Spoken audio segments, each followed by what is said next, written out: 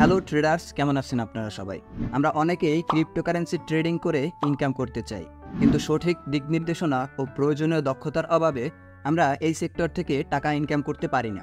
বা দেখা যায় আমরা এক্সচেঞ্জে যে টাকাটা ডিপোজিট করি তার সব টাকাটাই আমরা লস করে বসে থাকি। তো আজকে আমাদের এই ভিডিওতে আমরা আলোচনা করার চেষ্টা করব আপনাকে একজন প্রফেশনাল ক্রিপ্টোকারেন্সি ট্রেডার হতে হলে কোন কোন বিষয় সম্পর্কে জানতে হবে এবং কোন কোন বিষয়গুলো ক্রমাগতভাবে শিখতে হবে। তো ক্রিপ্টোকারেন্সি ট্রেডিংকে আমরা যদি বিভক্ত করি তাহলে দুইটি অংশে ভাগ করা যায়। একটি হলো ক্রিপ্টোকারেন্সি, অন্যটি হলো ট্রেডিং। তো আপনাকে এই দুইটি বিষয় সম্পর্কেই ধারণা লাগবে যদি আপনি একজন প্রফিটেবল ক্রিপ্টোকারেন্সি ট্রেডার হতে চান। তো এই দুইটি বিষয় সম্পর্কে আমরা বেসিক এবং অ্যাডভান্স লেভেলের কিছু কোশ্চেন আপনাদের প্রোভাইড করব। আপনাদের কাছে অনুরোধ থাকবে আপনারা প্রশ্নগুলো ইউটিউবে বা গুগলে সার্চ দিয়ে এর উত্তরগুলো খোঁজার চেষ্টা করবেন। তাহলে মনে হয় আপনাদের ক্রিপ্টোকারেন্সি ট্রেডিং শেখার 50% কমপ্লিট হয়ে যাবে।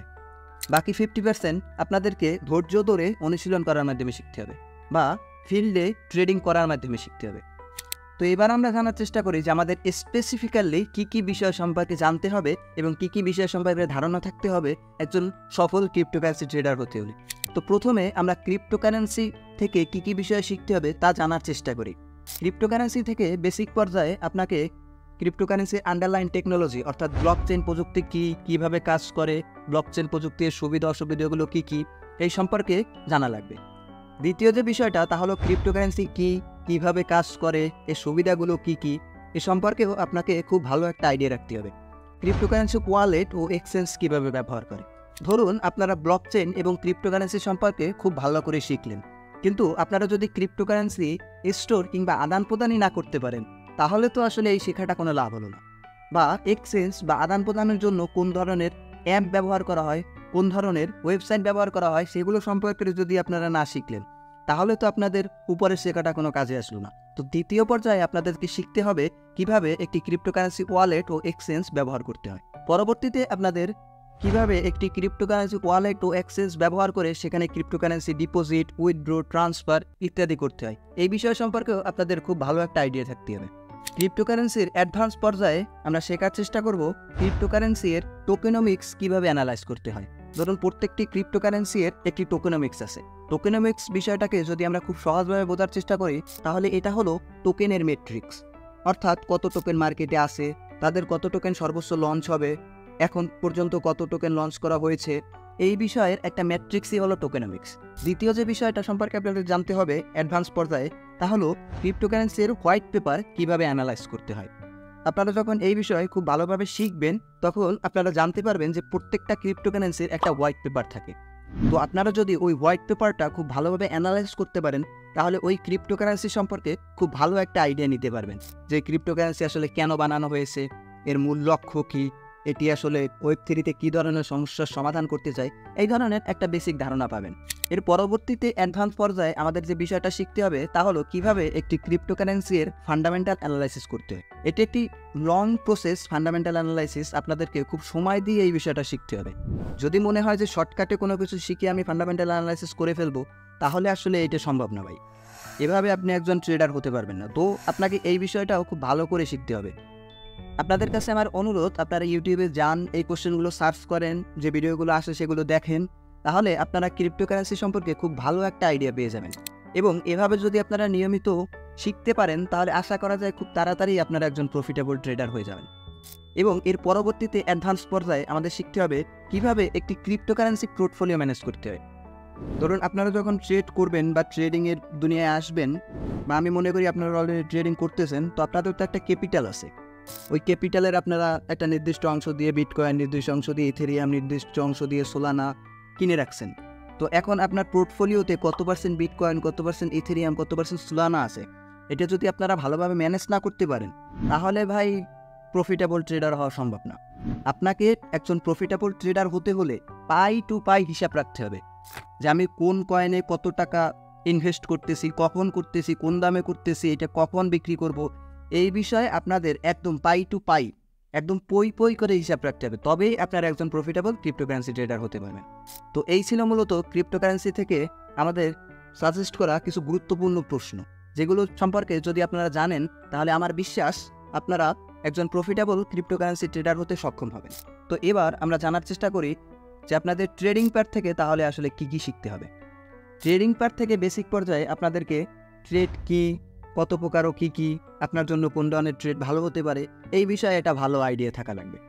আপনারা যদি এই কোশ্চেনগুলো লিখে ইউটিউবে সার্চ দেন তাহলেই আপনারা আপনাদের কাঙ্ক্ষিত উত্তর পেয়ে যাবেন। এখানে আসলে আমার অত বোঝানোর কিছু নাই, বা আমি যদি প্রত্যেকটা বিষয় বোঝাতে যাই তাহলে ভিডিও অনেক লং হয়ে যাবে।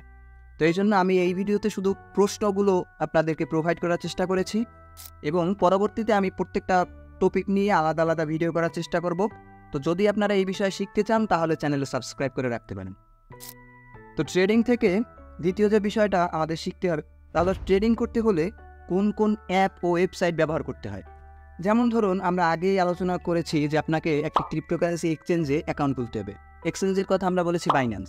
তো আপনারা এখানে শুধু বাইন্যান্স না, মার্কেটে এখন প্রায় 200-300-র উপরে এক্সচেঞ্জ আছে বা তারও বেশি। তো আপনারা চেষ্টা করবেন কমপক্ষে 5টা থেকে 10টা এক্সচেঞ্জ সম্পর্কে খুব ভালোভাবে শিখতে, যে এই এক্সচেঞ্জে কীভাবে অ্যাকাউন্ট খুলতে হয়, কীভাবে ট্রেড করতে হয়। এছাড়াও ট্রেড করার জন্য অর্থাৎ চার্ট অ্যানালাইসিস করার জন্য আপনাদেরকে ট্রেডিং ভিউ ব্যবহার করতে হবে। তাই ট্রেডিং ভিউর ব্যবহারও আপনাদেরকে খুব ভালোভাবে শেখা উচিত। ট্রেডিংয়ের বেসিক পর্যায় থেকে আমাদের তৃতীয় যে বিষয়টা শেখা উচিত, তাহলে স্পট ট্রেডিং ও ফিউচার ট্রেডিংয়ের মধ্যে পার্থক্য কোথায়, কিভাবে করে। এটা একটা লং টপিক, পরবর্তীতে এই বিষয়ে আলোচনা করার চেষ্টা করব। ট্রেডিংয়ের পরবর্তী বিষয়টা হলো ক্যান্ডেলস্টিক কি এবং কিভাবে ক্যান্ডেলস্টিক চার্ট রিড করতে হয়। আপনারা যদি একটি চার্ট ভালোভাবে রিড করতে না পারেন, চার্টের ভিতর কি হচ্ছে, মুভমেন্ট কোন দিকে হচ্ছে, ক্যান্ডেলস্টিক কীভাবে ফর্ম হয়, তা যদি ভালোভাবে না জানেন তাহলে তো আসলে ট্রেডিং সম্ভবই না। এটা হলো ট্রেডিংয়ের ফার্স্ট স্টেপ, আপনাদেরকে ক্যান্ডেলস্টিক শিখতে হবে। এই ছিল মূলত ট্রেডিংয়ের বেসিক কিছু জিনিস, যেগুলো আপনাদের শিখতেই হবে, খুব ভালোভাবে শিখতে হবে যদি একজন প্রফিটেবল ট্রেডার হতে চান। এর পরবর্তীতে আমরা ট্রেডিংয়ের অ্যাডভান্স পর্যায়ে কিছু বিষয় নিয়ে আলোচনা করি, যেগুলো আপনারা এই বেসিক জিনিসগুলো শেখার পরেই শেখা শুরু করবেন। অ্যাডভান্স পর্যায়ে আপনাদেরকে প্রাইস অ্যাকশন ট্রেডিং কি, প্রাইস অ্যাকশন ট্রেডিং কীভাবে করব বা শিখব, এই বিষয় সম্পর্কে খুব ভালো একটা আইডিয়া থাকতে হবে।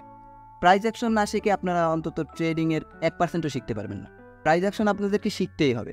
তো ট্রেডিংয়ের অ্যাডভান্স পর্যায়ে আমরা পরবর্তী যে বিষয়টা শেখার চেষ্টা করব, তা হলো রিস্ক ম্যানেজমেন্ট কি, কীভাবে সঠিক উপায়ে রিস্ক ম্যানেজমেন্ট করতে হয়। আপনারা যদি ভালোভাবে রিস্ক ম্যানেজ না করতে পারেন তাহলে ট্রেডিংয়ে আপনার জার্নি খুবই ছোট হবে। তাই এই বিষয়টা শেখা খুবই ইম্পর্টেন্ট, খুবই ইম্পর্টেন্ট। ভালো ট্রেডিং সাইকোলজি কিভাবে ডেভেলপ করা যায়। একটা কথা প্রচলিত আছে যে ট্রেডিংয়ের 80% হলো সাইকোলজি, 20% হলো অ্যানালাইসিস। তো আপনারা 80% বাদ দিয়ে কিভাবে একজন প্রফিটেবল ট্রেডার হবেন। তো তাহলে আপনারা প্রশ্ন করতে পারেন যে কেন তাহলে আমি সাইকোলজির বিষয়টা এত পরে বললাম, এত পরে আপনাদেরকে শিখতে বললাম। ভাই, আপনারা যদি ট্রেডিং কিভাবে করে, কত প্রকার কি আপনার জন্য কোনটা ভালো, তারপরে আপনারা স্পট ট্রেডিং করবেন বা ফিউচার ট্রেডিং করবেন, এইগুলো না জানার আগেই চিন্তা করেন যে আমি ভালো ট্রেডিং সাইকোলজি ডেভেলপ করব, আমার হয়ে যাবে, তাহলে এটা সম্ভব না। এটা একটা প্র্যাকটিসের বিষয়। আপনারা যখন কনসেপ্টগুলো জানবেন তখন আস্তে আস্তে নিজের ভিতরে আয়ত্ত করতে পারবেন, একটা ভালো সাইকোলজি ডেভেলপ করতে পারবেন। এটা 1 দিন 2 দিনের বিষয় না, এখানে আপনাদের অনেক সময় দিতে হবে। এর পরবর্তীতে আমরা অ্যাডভান্স পর্যায়ে শেখার চেষ্টা করব যে কিভাবে আমি একটি ট্রেডিং প্লেবুক বানাবো। আপনারা জানেন যে আমাদের বাংলাদেশে বেশিরভাগ ট্রেডারে কি করে, যে একজন ইউটিউবারের টেলিগ্রাম চ্যানেলে জয়েন হয়ে নিল, সেখানে তারা সিগন্যাল প্রোভাইড করে।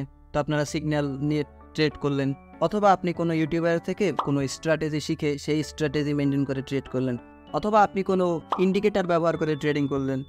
সো এই ধরনের ট্রেডিং না করার চেয়ে আপনাদের জন্য আমার অনুরোধ থাকবে আপনারা একটি ভালো ট্রেডিং প্লেবুক বানানো শিখেন, যে আমি যে ট্রেডটা করব সেই ট্রেডটার পিছনে লজিকগুলো কী হবে।